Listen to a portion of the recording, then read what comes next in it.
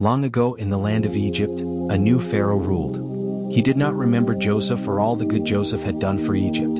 He looked at the Israelites and saw that they were strong and growing in number. Fear filled his heart. If they keep growing, Pharaoh said, they might join our enemies and fight against us.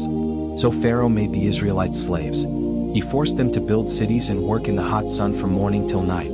But the more the Egyptians tried to break them, the more the Israelites multiplied. This made Pharaoh even angrier. Then he gave a terrible command that every baby boy born to the Israelites must be thrown into the Nile River, but the girls could live. Among the Israelites was a man and his wife from the tribe of Levi. The woman became pregnant and gave birth to a beautiful baby boy. When she looked at him, her heart was filled with love and fear. She knew Pharaoh's soldiers were searching for baby boys. For 3 months she hid her child. She kept him quiet, wrapped him gently, and prayed for God's protection. But soon the baby grew louder and she knew she could no longer hide him. So, with trembling hands, she made a small basket from reeds and covered it with tar to keep out the water. She placed her baby inside, kissed his forehead, and carried the basket to the edge of the Nile River. With tears in her eyes, she let the basket float among the tall grasses by the riverbank. Her daughter Miriam quietly followed and stood at a distance, watching to see what would happen. Not long after, Pharaoh's daughter came down to the river to bathe. When she saw the basket among the reeds, she sent one of her servants to get it. She opened the basket, and there was the baby. The little one was crying, and her heart was moved with compassion. "This must be one of the Hebrew babies," she said softly. Then Miriam, who had been watching, came forward bravely and asked, "Shall I go and find a Hebrew woman to nurse the baby for you?" Pharaoh's daughter smiled and said, "Yes, go." So Miriam ran home and brought her mother.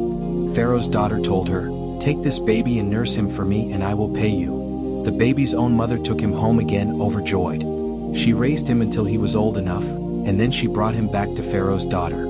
The princess adopted him as her own son and named him Moses, saying, "I drew him out of the water." Moses grew up surrounded by riches and power. In Pharaoh's palace he had servants, fine clothes, and the best education in all Egypt. The princess who found him loved him as her own son. She taught him to walk, to speak, and to carry himself like a prince. But deep inside, Moses never forgot where he came from. He knew he was not an Egyptian, he was a Hebrew. His heart ached for his people, who still worked as slaves, suffering under cruel masters. One day, when Moses was grown, he went out to see his fellow Hebrews. He watched them being forced to work under the hot sun, beaten by Egyptian overseers. The cries of pain tore through his heart. Then Moses saw something that filled him with anger. An Egyptian was beating a Hebrew slave terribly. Moses looked around to be sure no one was watching. Then he rushed forward and struck the Egyptian, and the man died. Frightened by what he had done, Moses buried the body in the sand. The next day he went out again and saw 2 Hebrews fighting each other. He tried to stop them. "Why are you hurting your own brother?" he said. But one of the men glared at him and said, "Who made you our ruler or judge? Are you going to kill me like you killed the Egyptian?" Moses' heart froze. The secret was out.